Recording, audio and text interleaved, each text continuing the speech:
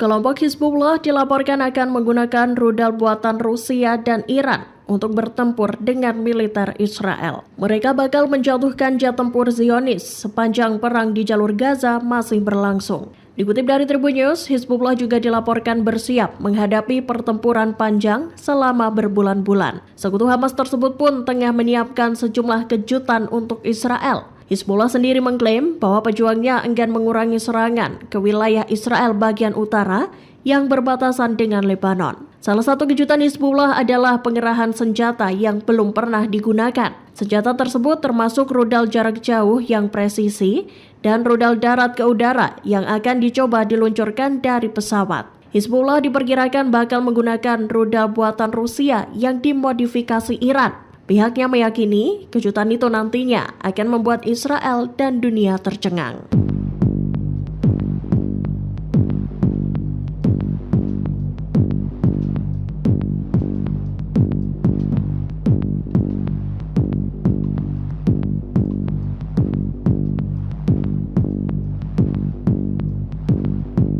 Perdana Menteri Israel Benjamin Netanyahu mengakui bahwa pasukannya menyerang kota Rafah, Gaza Selatan. Pengakuan itu disampaikan Netanyahu di hadapan Parlemen Knesset pada Senin 27 Mei 2024 malam.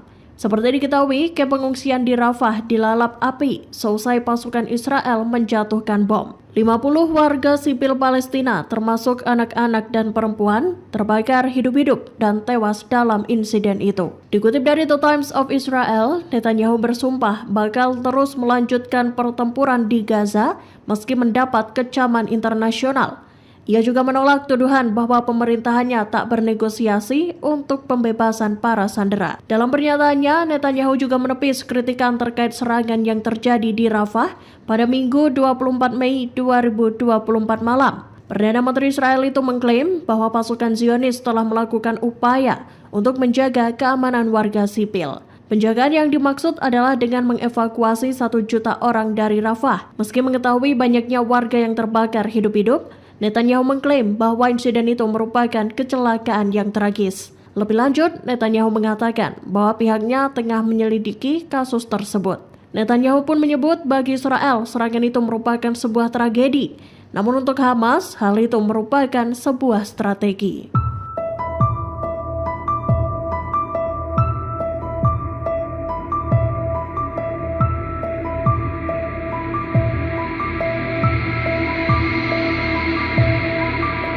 Kamp pengungsian Rafah berubah menjadi lautan api seusai Israel menembakkan rudal-rudalnya. Dilaporkan sekira 8 rudal diluncurkan Israel di kamp yang sebagian besar berisi perempuan dan anak-anak. Akibatnya warga sipil Palestina pun terbakar hidup-hidup dan tewas dalam insiden ini. Dikutip dari Tribun News, sebelumnya pesawat-pesawat tempur Israel menembakkan 8 rudal ke lokasi penampungan sementara. Tempat penampungan tersebut seharusnya menjadi lokasi berlindung yang aman bagi warga sipil. Namun mereka justru menjadi korban kekejaman Zionis. Menanggapi hal itu, Hamas menyebut bahwa serangan Israel merupakan penghinaan mengerikan terhadap keputusan Mahkamah Internasional. Pasalnya, Mahkamah Internasional telah memerintahkan Israel agar segera menghentikan serangan terhadap Rafah. Hamas lantas mendesak agar komunitas internasional, PBB, dan pihak terkait untuk mendukung bangsa Palestina. Baku tembak terjadi antara tentara Mesir dan Israel pada Senin 27 Mei 2024. Diketahui bentrok itu terjadi seusai tentara Israel melewati perbatasan di Rafah, jalur Gaza. Dikutip dari Tribun News, mulanya ada seorang tentara Mesir yang berjaga di menara pengawas. Tentara tersebut kemudian bereaksi setelah melihat kendaraan lapis baja yang mengangkut pasukan Israel melintas. Kendaraan itu dikabarkan melewati garis perbatasan saat pasukan Zionis mengejar dan membunuh warga Palestina. Mendapati hal itu, tentara Mesir pun melepaskan tembakan yang kemudian dibalas oleh pasukan Israel. Alhasil sejumlah serdadu Israel terluka dan sebagian lainnya mundur.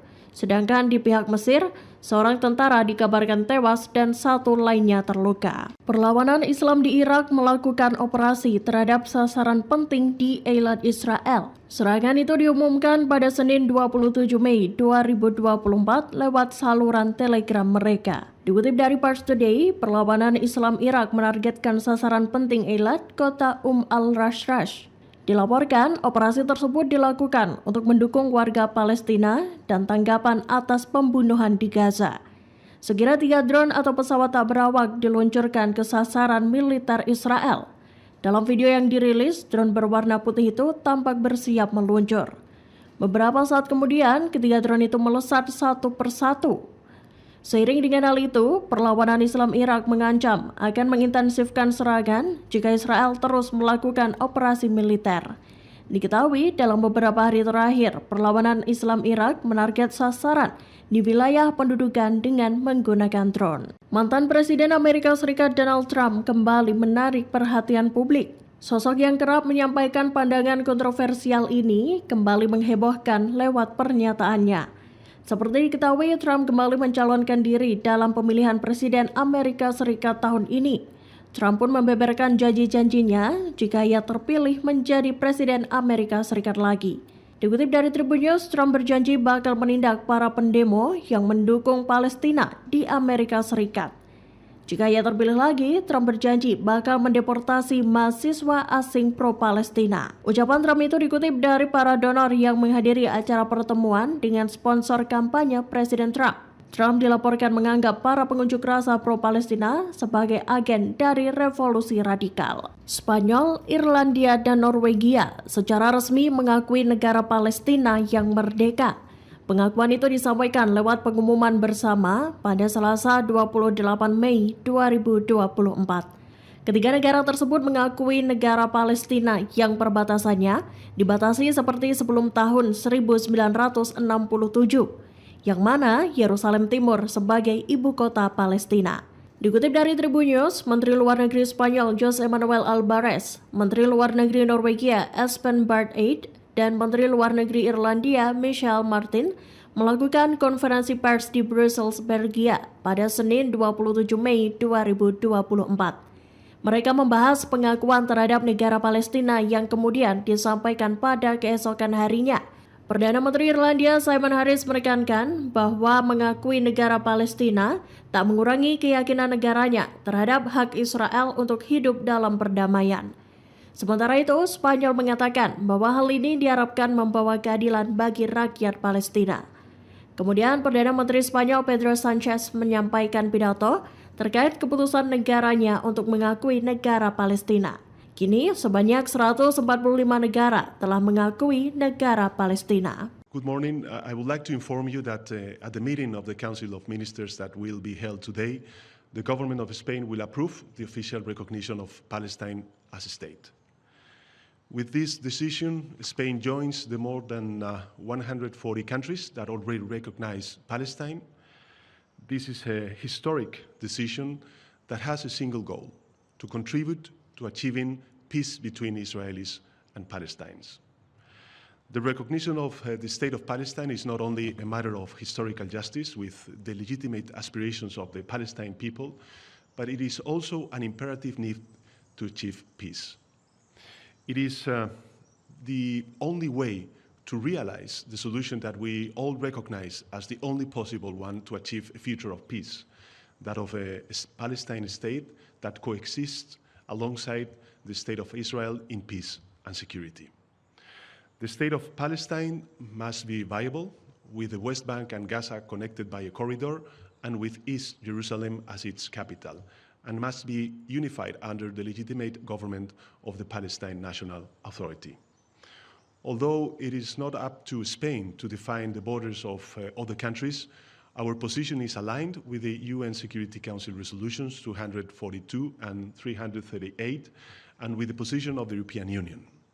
Therefore, we won't recognize change in the 1967 lines other than those agreed to by the parties.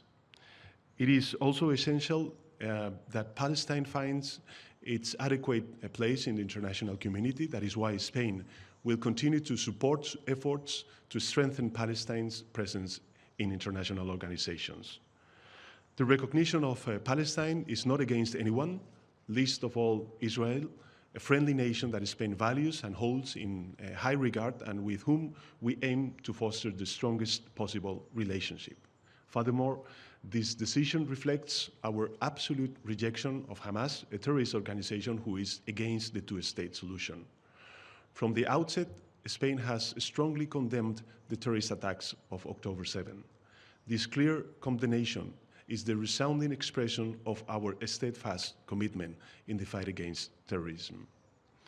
I would like to underline that starting tomorrow, we will focus all our efforts to implement the two-state solution and make it a reality. We will work on three main priorities. First, we must urgently put an end to the ongoing unprecedented crisis in Gaza. I call once again for a permanent ceasefire, for the entry of humanitarian aid, and for the immediate release of all the Israeli hostages held by Hamas. Secondly, we will support the Palestine National Authority in the reform process initiated by its new government. The Palestine Authority is our partner for peace, and it will need all of our support. And finally, we will continue to foster cooperation with our Arab partners who are working and committed towards peace and prosperity in the region. We will continue working with them with the aim of convening an international peace conference to implement the two-state solution. The decision that Spain is solemnly adopting today is based on the respect for international law and the defense of the rules-based international order. These are the principles that guide us always, no matter the context, both in Gaza, Palestine, and in Ukraine. Spain will always defend the purposes and principles established in the Charter of the UN.